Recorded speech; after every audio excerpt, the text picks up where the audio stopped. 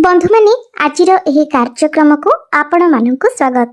आजिर एही कार्यक्रमटी मेष राशि व्यक्ति विशेष मानक पई बहुत गुरुत्वपूर्ण अटे, कारण एही पवित्र होली ठारू आपणक जीवन रे किछि विशेष परिवर्तन हेबाको जाउछि। कारण मार्च 15 रे अर्थात होली दिन सूर्य निजर राशि परिवर्तन करबाको जाउछंती एवं 29 मार्च को शनि मध्य निजर राशि परिवर्तन करबाको जाउछंती। आपण माने जानती शनि गोटे राशि रे दीर्घ 2.5 वर्ष पर्यंत रही थांती एवं 2.5 वर्ष परे शनि 29 मार्च को निजर राशि परिवर्तन करबाको जाउछंती। तो होली एवं दोल पूर्णिमा परे आपणक जीवन रे एक विराट बड़ परिवर्तन हेबाको जाउछि। विशेष करी आपणक राशि रे शनि 7.5 रो आरंभ हेबाको जाउछि। सूर्य मध्य निजर राशि परिवर्तन करबाको जाउछंती। तो ए सब प्रभाव रे आपणक जीवन रे केउ सब परिवर्तन हेबो, केउ सब बड़ घटना गुड़िक घटिबो, से विषय रे आजिर एही भिडियो रे आमे माने विस्तार भाबरे जानिबा।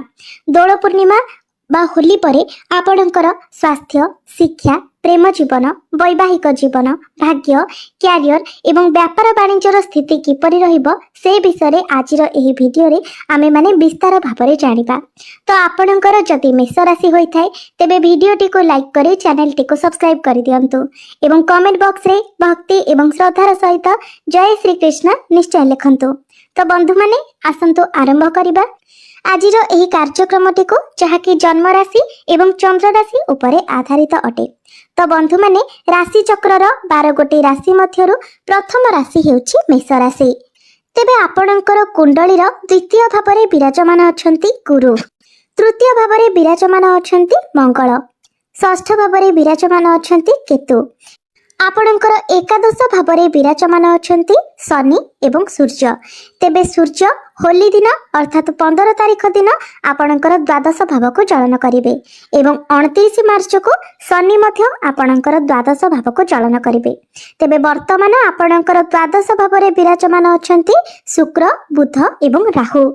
तेबे शनि जेतेबेले आपणकर द्वादश भाव को चलन करिवे, द्वादश भावरे गोचर करिवे, तो आपणकर शनि 7.5 रो आरंभ होई जिवो, जहाँकि दीर्घ 30 वर्ष परे आपणकर राशि रे शनि 7.5 लागिबो।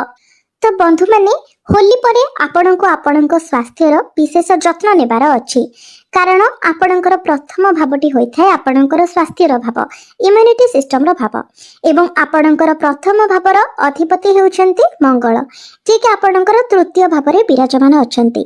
तेबे कुंडली रे तृतीय, षष्ठ, अष्टम एवं द्वादश भावटी को भल बोली माना जाय न थाए। तृतीय भावटी होई थाए साहस, पराक्रम एवं अधिक परिश्रमर भाव।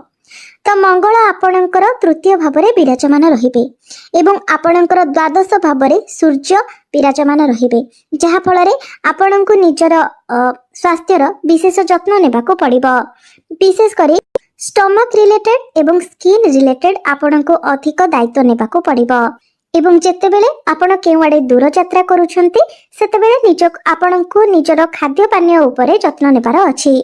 तेबे सेमिति किछि बड़ स्वास्थ्य जनित समस्या आपणकर नाही, ए सब छोट छोट कथा प्रति आपणको जत्नशील रहिबार अछि।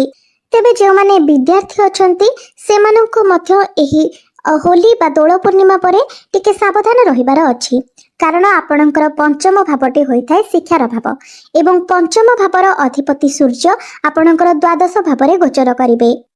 तो आपण तरबरिया भावरे कोनोसी भी डिसिजन नेबा उचित नुहे। बहुत भाबी चिंती आपण निज पाठ पढ़ारे जहा किछि डिसिजन नियंतु, कारण सूर्य आपणकर द्वादश भावरे रहिबे। एहा सहित राहु केतुंकर दृष्टि रे मध्य रहिबे, राहुक सहित रहिबे एवं केतुंकर दृष्टि मध्य सूर्यक उपरे रहिबो। सेथिपाई आपण एही समय मध्यरे बहुत भाबी चिंती डिसिजन नियंतु।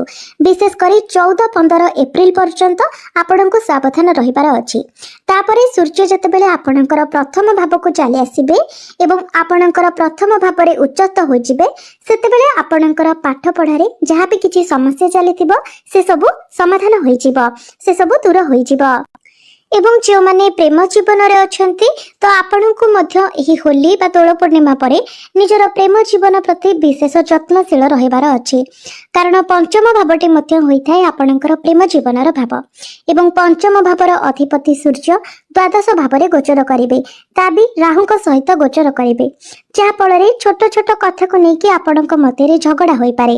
ଛୋଟ ଛୋଟ କଥାକୁ ନେଇକି ଆପଣ ଦୁଇ ଜଣ ଯୁକ୍ତିତର୍କ କରିପାରନ୍ତି। ତ ଏସବୁ ପ୍ରତି ଆପଣ ସତର୍କ ରହିବା ଉଚିତ। ବୈବାହିକ ଦୃଷ୍ଟିକୋଣରୁ ଯଦି ଦେଖିବାକୁ ଯିବା ତେବେ ବୈବାହିକ ଜୀବନ ଆପଣଙ୍କର ବହୁତ ବେଶୀ ଭଲ ନାହିଁ କିମ୍ବା ବହୁତ ବେଶୀ ଖରାପ ନାହିଁ। କାରଣ ଆପଣଙ୍କର ସପ୍ତମ ଭାବଟି ହୋଇଥାଏ ଆପଣଙ୍କର ବୈବାହିକ ଜୀବନର ଭାବ, ଆପଣଙ୍କ ଜୀବନ ସାଥୀର ଭାବ। ଆପଣଙ୍କର ସପ୍ତମ ଭାବର ଅଧିପତି ହେଉଛନ୍ତି ଶୁକ୍ର ଏବଂ ଶୁକ୍ର ଆପଣଙ୍କର ଦ୍ୱାଦଶ ଭାବରେ ଉଚ୍ଚସ୍ଥ ଅଛନ୍ତି। ତ ଏହା ଆପଣଙ୍କୁ ଶୁଭ ଫଳ ପ୍ରଦାନ କରିବ। ମାତ୍ର ଶୁକ୍ରଙ୍କ ସହିତ ରାହୁ ମଧ୍ୟ ବିରାଜମାନ ଅଛନ୍ତି, ଯାହାଫଳରେ ଆପଣଙ୍କ ମଧ୍ୟରେ ଟିକେ ମିସ୍ଅଣ୍ଡରଷ୍ଟାଣ୍ଡିଂ ହୋଇପାରେ, ଛୋଟ ଛୋଟ କଥାକୁ ନେଇକି ଭୁଲ ବୁଝାମଣା ହୋଇପାରେ। ମାତ୍ର ଶୁକ୍ର ଯେହେତୁ ଦ୍ୱାଦଶ ଭାବରେ ଅଛନ୍ତି ତ ଆପଣ ଦୁଇ ଜଣ ମିଶି କେଉଁଆଡ଼େ ବୁଲିବାକୁ ମଧ୍ୟ ଯାଇପାରନ୍ତି। କିଛି ନୂଆ ନୂଆ ଆଇଡିଆ ଆପଣଙ୍କ ମନକୁ ଆସିପାରେ। ତେବେ ସେମିତି କିଛି ବଡ଼ ସମସ୍ୟା ଆପଣଙ୍କର ବୈବାହିକ ଜୀବନରେ ଆସିବ ନାହିଁ, ଯେହେତୁ ଶୁକ୍ର ଆପଣଙ୍କର ଦ୍ୱାଦଶ ଭାବରେ ଉଚ୍ଚସ୍ଥ ଅଛନ୍ତି। କେବଳ ଛୋଟ ଛୋଟ କଥାକୁ ନେଇକି ଆପଣଙ୍କ ମଧ୍ୟରେ ମିସ୍ଅଣ୍ଡରଷ୍ଟାଣ୍ଡିଂ ନ ହେଉ ସେଥିପ୍ରତି ଆପଣଙ୍କୁ ଧ୍ୟାନ ରଖିବାର ଅଛି। ତେବେ ବନ୍ଧୁମାନେ, ଏହି ହୋଲି ପରେ ମେଷ ରାଶିର ବ୍ୟକ୍ତିବିଶେଷମାନଙ୍କ ଜୀବନରେ ଏକ ବିରାଟ ବଡ଼ ପରିବର୍ତ୍ତନ ହେବାକୁ ଯାଉଛି। କାରଣ ଶନି ନିଜର ରାଶି ପରିବର୍ତ୍ତନ କରିବାକୁ ଯାଉଛନ୍ତି ଏବଂ ଆପଣଙ୍କ କୁଣ୍ଡଳୀରେ ଶନି 7.5ର ଆରମ୍ଭ ହେବା ପାଇଁ ଯାଉଛି। ତେବେ ଯେତେ ସବୁ ମେଷ ରାଶିର ବ୍ୟକ୍ତିବିଶେଷ ଅଛନ୍ତି ସମସ୍ତଙ୍କ ଜୀବନରେ ଏକ ପ୍ରକାରର ପରିବର୍ତ୍ତନ ହେବ ନାହିଁ। କାରଣ ଆପଣଙ୍କର ଜନ୍ମକୁଣ୍ଡଳୀରେ ଶନିଙ୍କର ସ୍ଥିତି ଉପରେ ହିଁ ଆପଣଙ୍କର କେଉଁଭଳି ପରିବର୍ତ୍ତନ ହେବ ତାହା ନିର୍ଭର କରେ। ଯଦି ଆପଣଙ୍କର ଜନ୍ମକୁଣ୍ଡଳୀରେ ଶନି ଉଚ୍ଚ ସ୍ଥିତିରେ ଅଛନ୍ତି, ସ୍ୱରାଶିରେ ଅଛନ୍ତି, ମିତ୍ର ରାଶିରେ ଅଛନ୍ତି, ତେବେ ନିଶ୍ଚିତ ଭାବରେ ଏହି ଶନି 7.5 ଆପଣଙ୍କ ପାଇଁ ବରଦାନ ସଦୃଶ ସାବ୍ୟସ୍ତ ହେବ।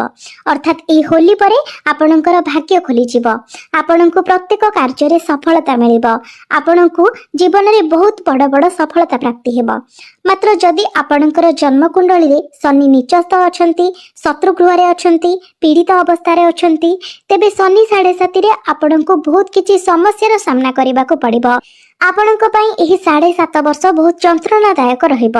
ତେଣୁ ନିଶ୍ଚିତ ଭାବରେ ହୋଲି ପରେ ଆପଣଙ୍କ ଜୀବନରେ ଏକ ବହୁତ ବଡ଼ ପରିବର୍ତ୍ତନ ଆସିବାକୁ ଯାଉଛି, ଯାହାକି ଆପଣଙ୍କ ଜନ୍ମକୁଣ୍ଡଳୀରେ ଶନିଙ୍କର ସ୍ଥିତି ଉପରେ ସମ୍ପୂର୍ଣ୍ଣ ଭାବରେ ନିର୍ଭରଶୀଳ ଅଟେ।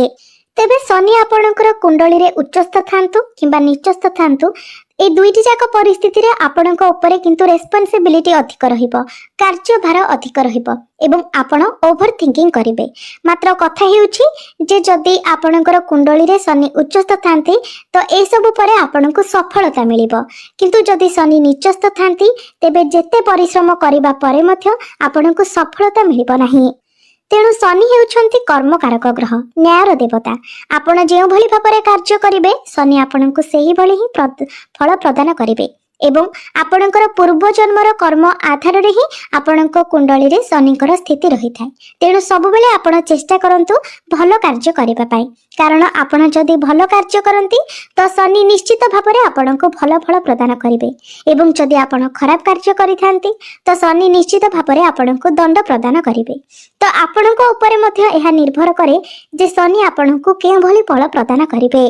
ତେବେ ହୋଲି ପରେ କିନ୍ତୁ ଭାଗ୍ୟର ଆପଣଙ୍କୁ ସମ୍ପୂର୍ଣ୍ଣ ରୂପରେ ସାଥ ମିଳିବ, କାରଣ ନବମ ଭାବଟି ହୋଇଥାଏ ଆପଣଙ୍କର ଭାଗ୍ୟର ଭାବ ଏବଂ ଆପଣଙ୍କର ନବମ ଭାବର ଅଧିପତି ହେଉଛନ୍ତି ଦେବଗୁରୁ ବୃହସ୍ପତି, ଯିଏକି ଆପଣଙ୍କର ଦ୍ୱିତୀୟ ଭାବରେ ବିରାଜମାନ ଅଛନ୍ତି। ଦ୍ୱିତୀୟ ଭାବଟି ହୋଇଥାଏ ଧନର ଭାବ, ବାଣୀ ଏବଂ କୁଟୁମ୍ବର ଭାବ। ତ ଗୁରୁ ବହୁତ ଭଲ ସ୍ଥାନରେ ବିରାଜମାନ ଅଛନ୍ତି। ତେଣୁ ହୋଲି ପରେ ଆପଣଙ୍କୁ ଆପଣଙ୍କ ଭାଗ୍ୟର ସମ୍ପୂର୍ଣ୍ଣ ରୂପରେ ସାଥ ମିଳିବ। ତେବେ ବନ୍ଧୁମାନେ, ଆମେମାନେ ଯଦି ଆପଣଙ୍କର କ୍ୟାରିୟର ବିଷୟରେ କଥା ହେବା ତ ଦୋଳ ପୂର୍ଣ୍ଣିମା ପରେ ଯେତେବେଳେ 29 ମାର୍ଚ୍ଚକୁ ଶନି ଆପଣଙ୍କର ଏକାଦଶ ଭାବରୁ ଆପଣଙ୍କର ଦ୍ୱାଦଶ ଭାବକୁ ଚଳନ କରିବେ ତ ଆପଣଙ୍କର କ୍ୟାରିୟରରେ ଏକ ବହୁତ ବଡ଼ ପରିବର୍ତ୍ତନ ହେବ। ତେବେ 29 ମାର୍ଚ୍ଚ ପୂର୍ବରୁ ଆପଣଙ୍କର କାର୍ଯ୍ୟକ୍ଷେତ୍ର ବହୁତ ଭଲ ରହିବ, କାର୍ଯ୍ୟକ୍ଷେତ୍ରରେ କୌଣସି ପ୍ରକାରର ବି ସମସ୍ୟା ନାହିଁ, ଯେହେତୁ ଏକାଦଶ ଭାବଟି ହୋଇଥାଏ ଲାଭର ସ୍ଥାନ ଏବଂ ଶନି ଆପଣଙ୍କର ଏକାଦଶ ଭାବରେ ବିରାଜମାନ ଅଛନ୍ତି। ତ କାର୍ଯ୍ୟକ୍ଷେତ୍ର ଆପଣଙ୍କର ବହୁତ ଭଲ ରହିବ। ଆପଣଙ୍କର କାର୍ଯ୍ୟକ୍ଷେତ୍ରରେ ପ୍ରମୋସନ ହୋଇପାରେ, ଆପଣଙ୍କୁ ଲାଭ ପ୍ରାପ୍ତି ହୋଇପାରେ, ନିଜ କାମକୁ ଆପଣ ଭଲ ଭାବରେ କରିପାରିବେ। ଏହା ବ୍ୟତୀତ 29 ମାର୍ଚ୍ଚ ପୂର୍ବରୁ ଯେଉଁମାନଙ୍କର ଚାକିରି ବାକିରି ନାହିଁ ତ ଆପଣଙ୍କୁ ଚାକିରି ମିଳିବାର ମଧ୍ୟ ବହୁତ ଅଧିକ ସମ୍ଭାବନା ରହୁଛି। ସେଥିପାଇଁ ଆପଣ ନିଜର ଚେଷ୍ଟା ଜାରି ରଖନ୍ତୁ।